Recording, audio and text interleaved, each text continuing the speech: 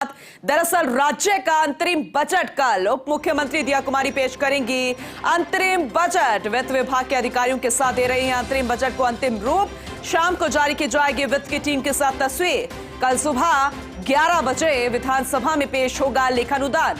ये अंतरिम बजट जिसे लेखानुदान कहा जा रहा है, विधानसभा में पेश होगा लेखानुदान। एसीएस अखिल अरोड़ा, एफएसआर के पाठक, एफएससी नरेश कुमार ठकराल, निदेशक ब्रिजकिशोर शर्मा, संयुक्त सचिव अंतिम रूप देने में व्यस्त। यानी यूं कहा जाए कि जो पूरी टीम है वो अंतिम रूप देने में जुटी हुई है।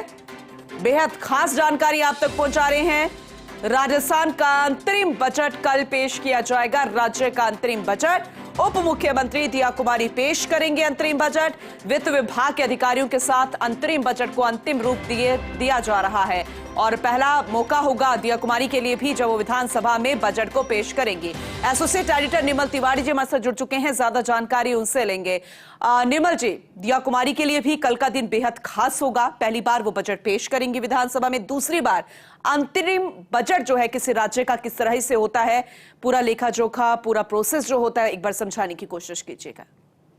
सुप्रभात पूनम। देखिए, खास बात यह है कि अब चूंकि प्रदेश में जो वित्त महकमे की यानी प्रदेश की वित्तीय सेहत को सुधारने और उस वित्तीय सेहत को और मजबूत बनाने की जिम्मेदारी उप मुख्यमंत्री दिया कुमारी के पास है। आप एक बार सांसद रह चुके हैं, दूसरी बार की विधायक हैं और आपको पहली बार उप मुख्यमंत्री का सीधे आपको दायित्व मिला है। तो निश्चित तौर पर वित्त विभाग उनके पास है, उनके पास वित्त विभाग उनके पास है, पीडब्ल्यूडी उनके पास है, पर्यटन उनके पास है, महिला बाल विकास उनके पास है, बाल अधिकारिता उनके पास है। तो निश्चित तौर पर कल जब वो अंतरिम बजट पेश करेंगे, हालांकि अंतरिम बजट में जैसे कि केंद्र का बजट आया, आपको पता है पूनम, केंद्र ने भी किसी तरह की घोषणा इसलिए नहीं की क्योंकि लोकसभा चुनाव स्तर पर है, तो केंद्र ने भी अंतरिम बजट पेश किया जिसको वोट ऑन अकाउंट यानी लेखानुदान कहा जाता है। उसी की तर्ज पर राजस्थान में भी वोट ऑन अकाउंट आ रहा है, लेखानुदान। ये 3 महीने के लिए किस तरह से प्रदेश में सरकार को वित्तीय जो योजना है उनका वित्त पोषण किस तरह से किया जाएगा, उनमें कितना खर्च होगा उसका अनुमोदन उसमें किया जाता है। लेकिन केंद्र की तर्ज पर कुछ घोषणाएं हैं जो महिलाओं से जुड़ी, क्योंकि 4 जाति बताई थी केंद्र ने भी। जब प्रधानमंत्री नरेंद्र मोदी ने बजट से पहले जो अपना भाषण दिया था, बजट से पहले अपने उद्बोधन में कहा था कि 4 ही जाति इसमें महिला, किसान, गरीब,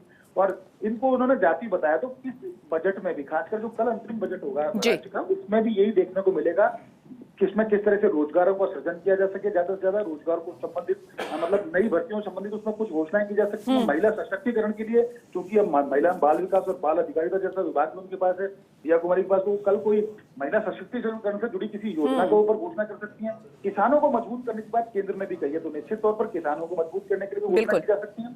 तो इस तरह का तमाम जो बजट है उसको तैयार किया जा रहा है। खासकर एसीएस जो वित्त है अखिल अरोड़ा, एफएसआर के पाठक इस समय उनके साथ बैठे हुए, नरेश कुमार ठकराल जो जिनके पास सचिव बजट और उसके अलावा एफएससी भी हैं, वो निदेशक बजट ब्रिजकिशोर शर्मा है, संयुक्त सचिव बजट जो हैं वो भी उनके साथ वहां पर मौजूद है। तो निश्चित तौर पर एक इसको अंतिम रूप दिया जा रहा है। आज शाम को तस्वीरें भी जारी की जाएंगी, जब बजट तैयार कर दिया जाएगा उसके साथ पूरी वित्त टीम के साथ तस्वीरें भी जारी करेंगे। लेकिन महत्वपूर्ण ये होगा जब दिया कुमारी कल सुबह 11 बजे विधानसभा के अंदर अंतरिम बजट पेश करेंगी, तो उम्मीद ये की जा रही है करीब 45 से 50 मिनट का उनका ये बजट का भाग, अंतरिम बजट का भाग हो सकता है। इसमें कुछ खास घोषणाएं हो सकती हैं। एक बार फिर बता दूं कि किसान, महिला, युवा, इनके लिए कुछ खास घोषणाएं इस बजट में देखने को मिल सकती है, जिसकी तैयारियों को अंतिम रूप दिया जा रहा है। तो उम्मीद की जानी चाहिए। निर्मल जी, बिल्कुल आपने सही कहा। जैसे कि प्रधानमंत्री नरेंद्र मोदी कहते हैं कि सिर्फ 4 जातियां ही हैं देश में। मैं एक और ऐड ऑन कर देती हूँ, गरीब, जो कि आप बता रहे हैं, महिला, किसान, युवा और गरीब, यही है और इनके इर्द गिर्द ही बजट रहता है और योजनाएं भी इनके इर्द गिर्द ही रहती है।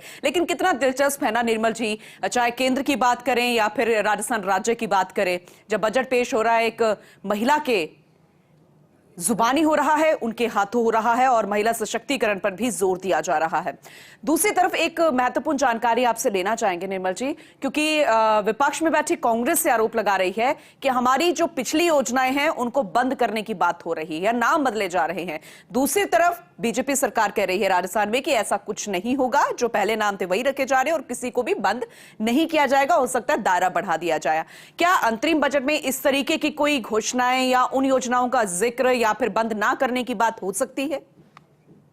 अगर पूनम पिछले बजट का विश्लेषण किया जाए, उसके बाद जो अनुदान मांगे मुख्यमंत्री तत्कालीन मुख्यमंत्री अशोक गहलोत ने सदन में रखी थी, तो उसके हिसाब से तो प्रदेश के अंदर जो उन्होंने घोषणाएं की, क्योंकि उनकी सियासी मजबूरी भी थी, विधानसभा चुनाव में उनको जनता के बीच आना था, तो लोक लुभावनी घोषणा भी करनी थी। तो बजट हमारे राज्य की जो अर्निंग है और आय और व्यय की बात करें तो हम सीधे तौर पर करीब 2.5 लाख करोड़ के आसपास की आय होती है राजस्थान सरकार की। लेकिन जिस तरह का उन्होंने बजट पिछला पेश किया था उसमें करीब 7 लाख 7.5 लाख करोड़ की घोषणाएं की थी, जिस तरह की योजनाएं थी उनके वित्त पोषण के लिए।